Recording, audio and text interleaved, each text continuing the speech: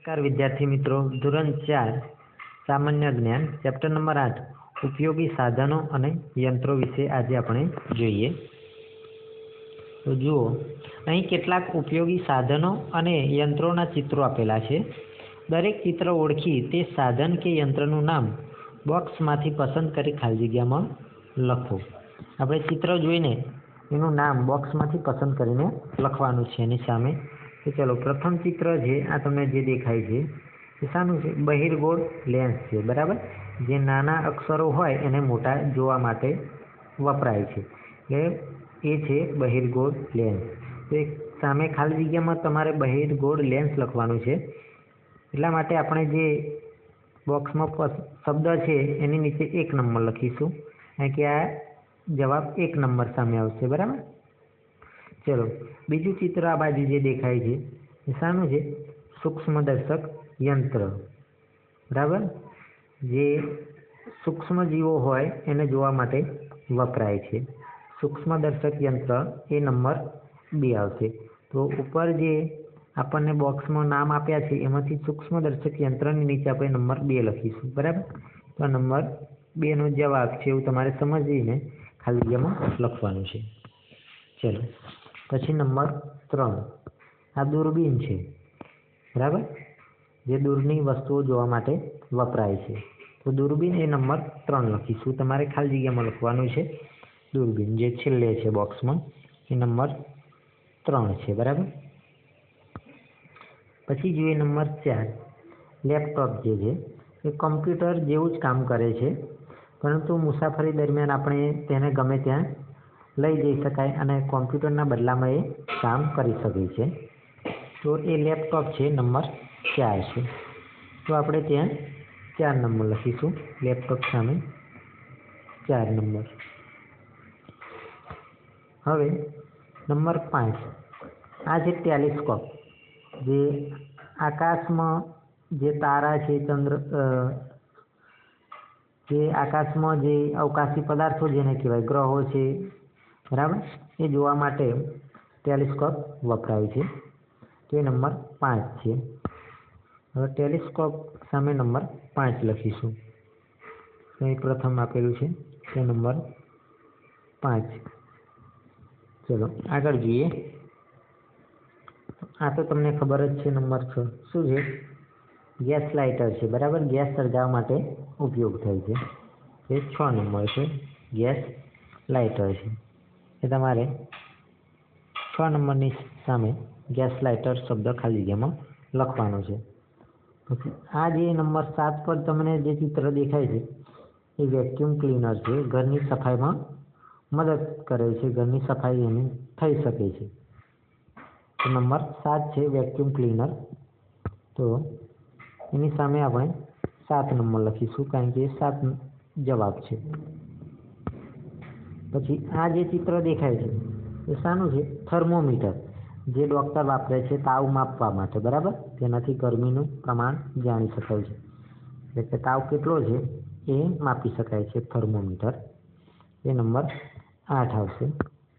તો ત્યાં આપણે નંબર 8 લખીશું.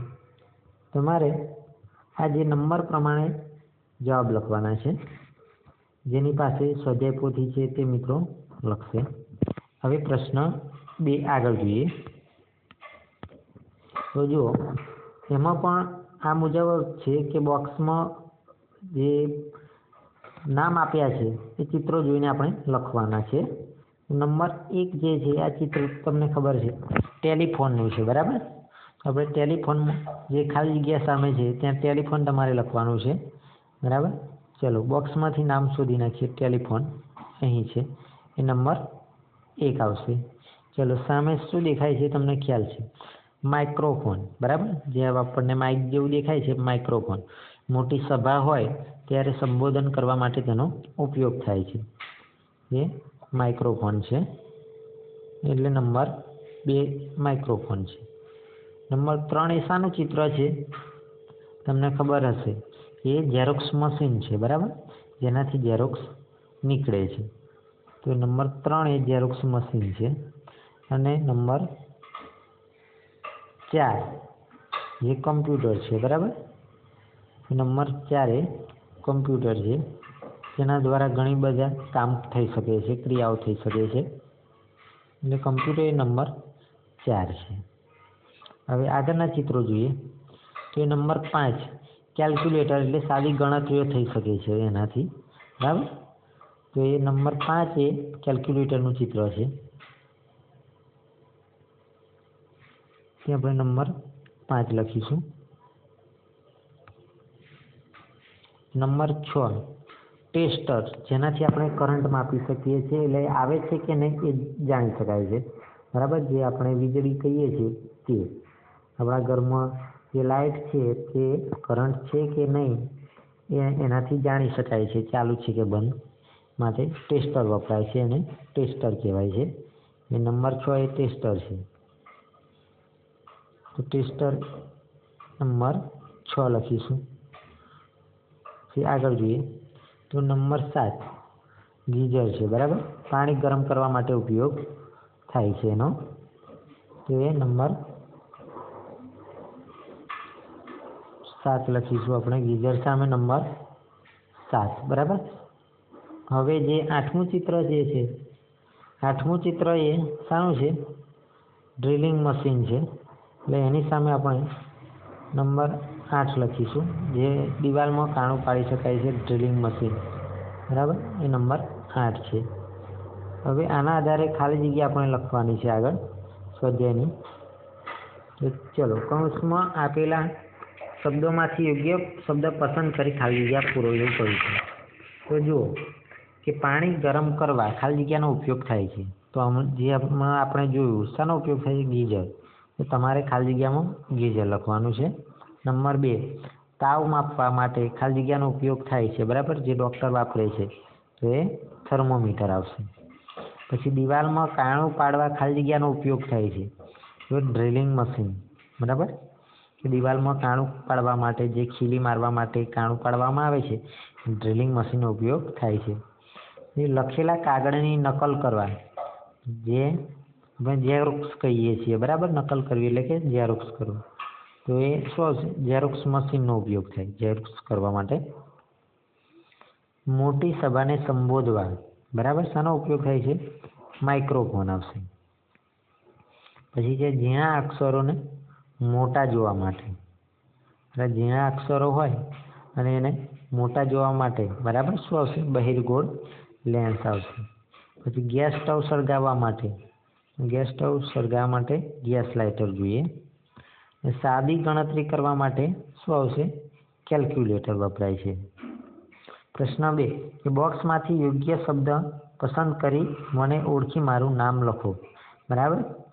આપણે બોક્સમાં જે નામ આપ્યા છે એ નામ ઓળખીને લખવાના છે. તો અહીં જોઈએ પ્રથમ કે વાતચીત કરવા મારો ઉપયોગ થાય છે. તો વાતચીત કરવા આપણે કયા સાધનનો ઉપયોગ કરીએ છીએ? તો અહીં શોધી નાખો કયું સાધન આવશે? ટેલિફોનનો ઉપયોગ કરીએ છીએ, બરાબર. તો એ ટેલિફોન સામે નંબર 1 આપણે લખીશું. કે નંબર 1નો જવાબ છે. તમારે નંબર 1 નથી લખવાનું, પણ ખાલી જગ્યામાં જવાબ લખવાનો છે કે ટેલિફોન આ મુજબ.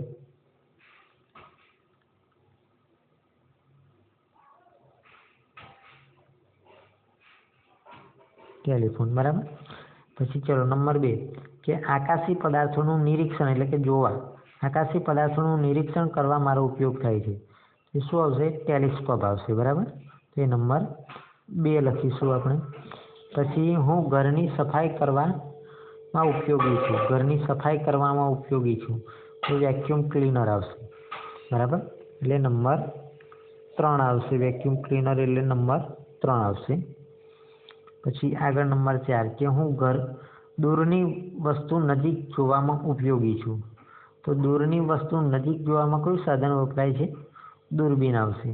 તો એ નંબર 4માં આવશે. પછી નંબર 5 કે અટપટી અને ઝડપી ગણતરી કરવા મારો ઉપયોગ થાય છે. તો અટપટી અને ઝડપી ગણતરી શાના દ્વારા થઈ શકે છે? કમ્પ્યુટર દ્વારા, બરાબર. નંબર 5 આવશે કમ્પ્યુટરમાં, જે છેલ્લે છે નંબર 5 આવશે. પછી હું મુસાફરી દરમિયાન કમ્પ્યુટરનું કામ કરી આપવા ઉપયોગી છું. આપણે મુસાફરી દરમિયાન શું સાથે લઈ જઈએ છીએ કમ્પ્યુટરના બદલામાં?